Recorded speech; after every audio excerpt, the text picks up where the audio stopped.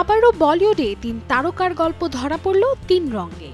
কেউ ঝাঁপ দিয়েছেন বিতর্কে, তো কেউ মজা করে মাতিয়েছেন ভক্তদের, কেউ আবার খ্যাতির দরজা খোলা রেখেও সরে গেছেন আলো ঝলমলে পথ থেকে।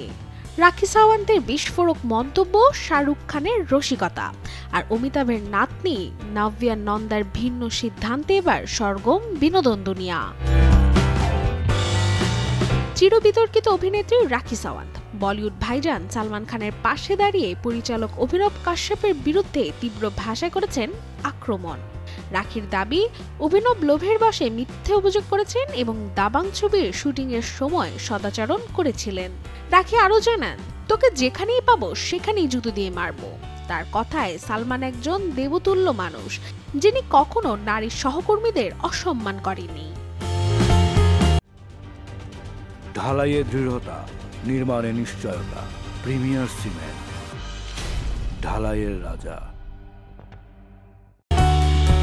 এদিকে ছেলে আরিয়ান খানের পরিচালনায় ব্যাটস অফ বলিউডে মিনিট খানেকের উপস্থিতিতে দর্শকদের ভালোবাসা কুড়িয়েছেন শাহরুখ খান।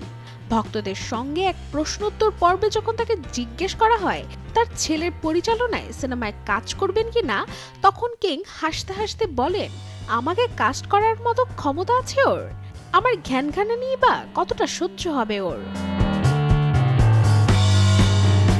অন্যদিকে বলিউডের প্রভাবশালী বচ্চন পরিবারের জন্ম নিয়েও অভিনয়ে আসার ইচ্ছে নেই নাভিয়া নন্দার। সম্প্রতি এক সাক্ষাৎকারে নাভিয়া বলেন, আমার কখনো অভিনেত্রী হওয়ার ইচ্ছে হয়নি, যদি কোনো কাজে মন না থাকে সেটি করা ঠিক নয়। নাভিয়া আরও জানান, ব্যবসা ও সমাজসেবার দিকেই তার আগ্রহ বেশি। IIM আহমেদাবাদ থেকে MBA শেষ করা এই তরুণী এখন নিজস্ব পথে এগোতে চান। Desk report, channel 24।